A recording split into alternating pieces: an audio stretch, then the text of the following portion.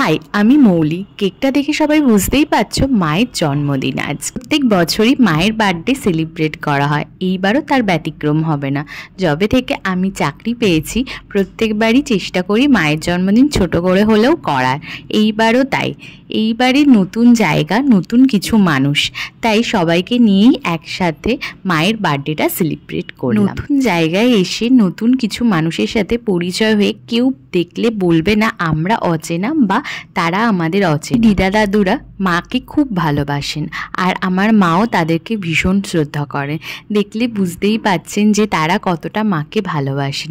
তাই ছোট্ট করে তারাই আমাকে বলেছিলেন যে একটা কেক এনে সেলিব্রেট করা হবে মায়ের জন্মদিন। তাই আমিও তো এমনিতেই রাজি, প্রত্যেক বছরই কেক আনা হয়। তাই সবাই মিলে একটু ঘরোয়াভাবে মাকে কেক কাটানো এবং ছোট্ট করে একটা আনন্দ। টু ইউ মা, হ্যাপি বার্থডে টু ইউ। কাটো কাটো কাটো, ওটা কাটতে লাগো। তুই ধর, শুনু,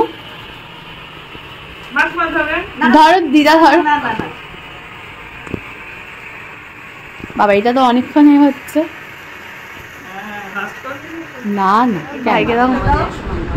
এবার মামের মুখে দাও, একটু মুখে দাও। আর মামের, তোমার মায়ের মুখে একটা দাও।